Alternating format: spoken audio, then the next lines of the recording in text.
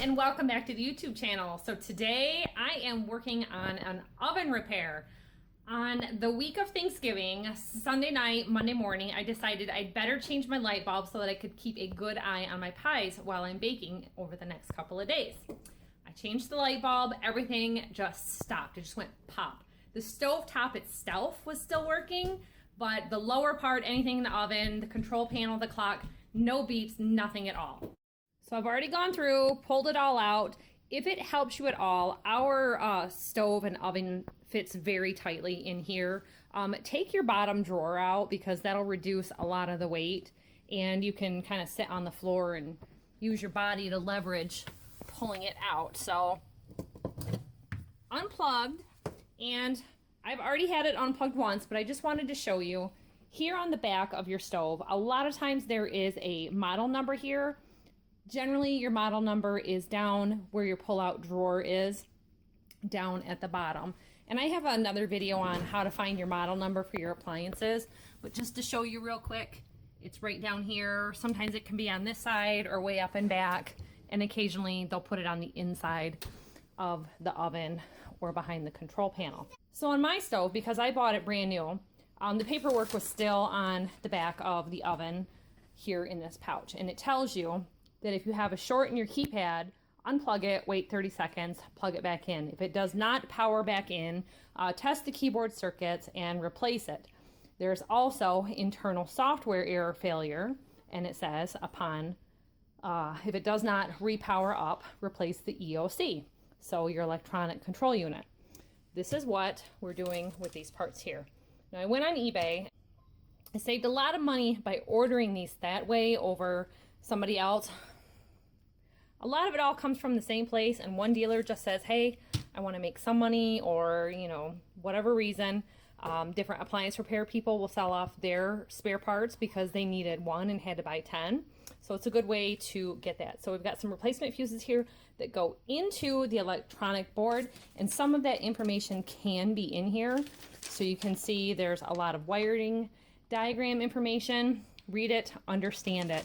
The worst you can do is break it more. It's already broken. I figure it's always worth a shot. But right here is what we're working on in the control panel. We've got this, it says DLB for double, broil, and bake. And that is going to replace those control units so that we are going to be back in business. I had cleaned the inside of my oven a day or two before in anticipation of doing some baking for Thanksgiving. So I got right online and ordered a control board repair kit. You can go on many different websites and put in your model number, and it will give you a parts list. So then from there, I just kind of went through the whole, diagnosis process. Okay, what can it be? Why did this happen? And several people had posted online that they had changed their light bulb, and then everything went out. And like I said, my stove top itself is still working. So my part arrived, and it's time to get that swapped out because we are a large family of 7 and we do a lot of baking. To help avoid any further issues, I'm just gonna run the stove, the oven without a light bulb, but I did want to take out the faulty light bulb. I don't know why it did that. It was an oven light bulb, like something was touching, and it has a glass protective cover up in there. That, of course, with the light on, you can't see it. So it's all clean, it's ready to go. Always make sure that you have your oven and stove unplugged when you're working on it. This is a Kenmore, and we have had this for about 8 years now, 7 years. And I've had to do some minor things on it, but this part online is anywhere from $25 to $100.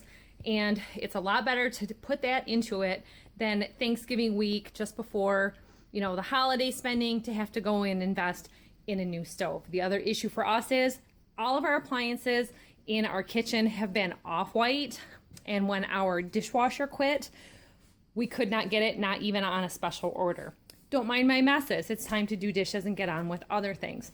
So we're gonna pull this out, use the opportunity to make sure and clean under your stove, behind your stove, and do the necessary cleaning work while it's out.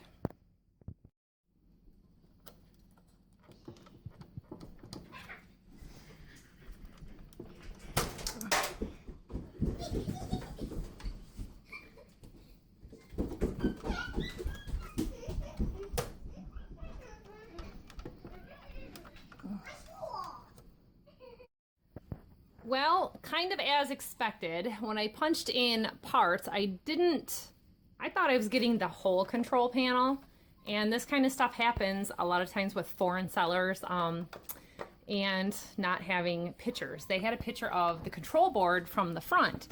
What ended up coming were these 3 parts right here, and they are soldered on the board. So I pried, and they weren't budging. I tried with a screwdriver, and I realized this whole panel just clips up here in the top. And of course, there was no way for the ribbons to disconnect because they are soldered on. See there? So they go through and they're soldered on the opposite side. The only way to get these out is to use a soldering iron again, and you touch these spots and it releases. The trouble with that is, yeah, it's not my favorite thing to do, and you have to have flux to make the solder stick when you put it back on. I don't want to take this off right here to have to do all that. The option is to go online and order the whole thing. But once I got this open, see here, I've got a burn mark there and there. So I'm not even thinking that those parts are gonna make a difference, because you can see right here, it traveled up. I've got bare wire showing right here in the middle. It's hard to zoom in on it. But if you follow that path, you can see it went right up and it shorted out. So I'm assuming that this whole part is bad, and I was really hoping to be able to bake tonight. So I'm gonna go online, find out what my part number is for the whole complete panel, and we'll join you back here after that part comes in. And that'll be a lot easier, because then I can just take this out here and here. I'm gonna take these screws out and kind of see where it leaves me. So since I'm having to spend a lot more money into getting a new control board, I wanted to make sure and find out the situation here. So I removed the lower panel, and we are not going to just replace like another light bulb. We have problems going on here. See that black? It burned. So I went to go pull the spades out, and the whole thing that goes into the light socket pulled out along with the spade. So I'm going to separate that and just use your needle nose pliers and grab on this. Okay, so I want you to know that this doesn't just pull out or screw out. There's actually some retainer clips right here, and it goes in. To get this out, you have to work like you're taking your light bulb and changing it. So yeah, my option of running it without a light bulb is not gonna work, but this has got to come off. This needs to come out so that there should be an identifying mark for a part number. If not, you can look that up online with your model number. So to get this off, there's a retainer clip that just springs over it. It doesn't pull out or anything. Just keep pushing it sideways. I recommend leaving your racks in. This is pretty thick, heavy glass, but once you finally get that wire to let go, even on a clean oven, I usually opt for the regular Easy Off oven cleaner, but this time I had the fumeless on hand, and it's still pretty bad, but it doesn't stink up the house. There was still a lot holding this on, and I've had it off recently. So the retainer clip is up in there. It's just really too dark to see. It's right there. So now we're just gonna go ahead and squeeze both sides of these, and it's gonna push in. See that? Ta-da, go back here to this side. This is why you pay your appliance repair guys so much money. And I'll tell you, I've had to hit stop on the camera a couple times to do some cleaning, but that is bad news right there. And I don't know why it was having such trouble that it rotted out, but yeah, maybe it's the oven. I was thinking maybe it was the oven cleaner that caused it, but it's covered so it can't get in there. It was just a failure of the sprocket thing that's in there that engages with the light bulb. So when I changed the light bulb, it shorted the whole thing out. So unfortunate, but it's still cheaper than buying a new stove. So I have to share this because it just keeps getting better. I thought, well, let's check it all over while we've got the back off and make sure that everything is good before I have to button it back up so that we can still use the stovetop to make dinner. I looked down here and I noticed that we have a 3-prong plug where it goes into the wall. So there's 3 wires together here going into your wiring block. This one came right off, and remember, I am unplugged right now. So I thought, okay, well, I'm gonna have to take this off and press it back onto here. This just keeps getting better. Well, then I noticed as I look over here, why is this moving around? My whole wiring block is cracked, broken, and it appears to be melted from that whole situation. So the fact that it blew its fuse, I've been using my stovetop, and I don't know if this broke off from me pulling it out, how everything is even safe. But yeah, we're gonna look into this some more because this is a problem. Definitely we're gonna need the whole wiring block, and we'll have to look into make sure that that can be done. So we ended up having to wait quite the extension on the parts. Now I did find some of the parts semi-locally within a half an hour, and they were shipped to me in 2 days. They came really fast. It was able to get us up and running again for just the stovetop, because with that power block being split like it was and melted right there, that was a huge safety issue. So we didn't want to continue using that in any capacity at all. So I'll show you real quick. We put that back on and swapped out the light bulb part. That was super simple also. So right now we've got our back panel back on, which you have to take off to access the light bulb panel. But all of this block here was about $30, $35. And you've got your ground screw here. Of course, we are unplugged right now for safety. You wouldn't want to be sticking your finger in here if it was plugged in at all. We repaired the ends on our cord. We have electric fencing crimpers that were just the right size to be able to crimp these back on. These cords are about $30 to $40 a piece. So that helped us with the savings to knock that down. And of course, we went through eBay instead of just ordering direct from parts manufacturers. And then here is our light socket. They are different size spades. And the only thing you have to do to take this out was push these in with the globe off on the inside of the oven, and then the whole unit goes inside. So that was just a real quick, easy replacement.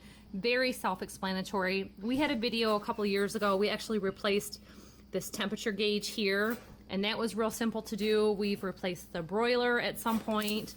So you can see there's some marks there from that. Now it's this part.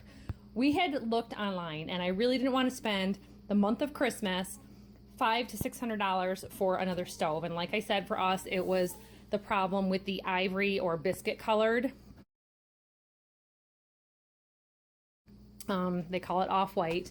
So I got online, and after looking at what had happened with our control board here, it traveled right up through here, through the rest of the wiring. Everything else on this wiring harness checked out in good condition. So I was able to find a part, and this is supposed to be a new takeoff, it said, on eBay. And you see that scratch? You can see it with the light, but of course my background light is shining. So right in this digital display here, there's a scratch.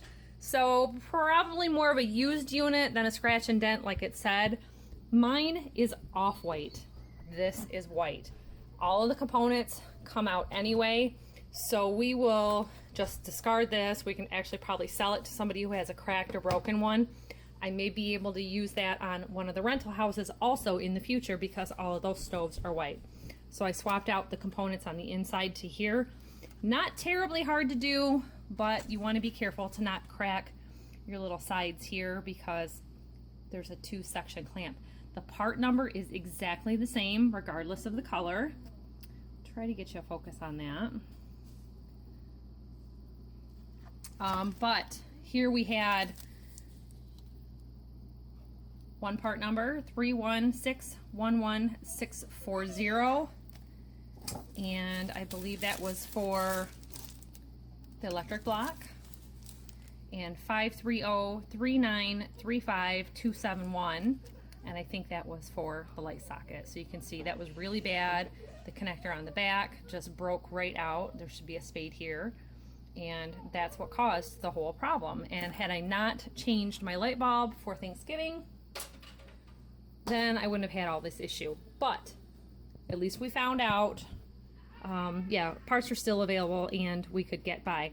Now when this was shipped, I did have one bent spade right here, and I checked it on the other side. It should not be a problem, but I didn't want to force this and do something that I probably didn't want to do, because as far as this wiring block, it does have to be straight. So I'm going to grab the needle nose pliers and just real gently coax that back where it needs to go. Okay, so off camera, I went ahead and attached my screws here. Remember, you're screwing into plastic or through plastic into metal. Don't over tighten your screws, because if you break it, you're out of luck. Now, in my case, I could use the shell from the first control panel that was sent to me, but again, wrong color instead of what I actually had. So here's the tricky part, is lining up these pins right here and here. You have to have them in the right section. So look there for your metal contacts, and that will tell you where you need to go. I've got a bunch of kids running around off camera, so I'm gonna pause this for a second and get these on.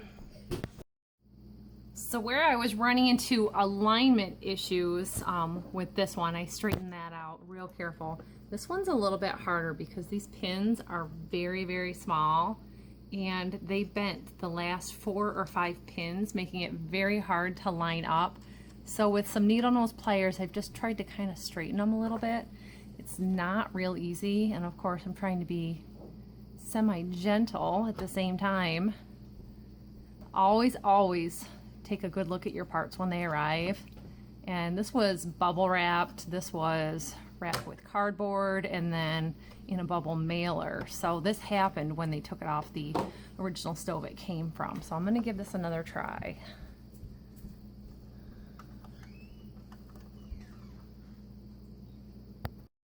Okay, so I real careful was able to straighten those out a little bit better, and instead of trying to start straight on, obviously when they pulled it off, they pulled it this way. So I just kind of started with these leads going in first into those pins, and then straighten it out so that they would all catch. So that is that. Now, real simple, this top or upper cover, you see it's a 2-part deal. We're going to just slip that on, and it's about 4 screws. It looks like we've got one at the top center, and in the bottom, probably one here. I was wondering if those two shared. I was wondering if these screws here shared, which would have made sense, but of course they don't. And it looks like probably my kids have probably disappeared me a couple of my extra screws. So I'm gonna need 2 hands here, and we'll just get those driven right in. Okay, so I was able to find one more of my screws. It slipped underneath the toaster. So I've got 5 out of the 6. I'm still missing that one. I figured it would be the easiest one to access and doing the least amount of work. So our light bulb is screwed in, and let's plug it in.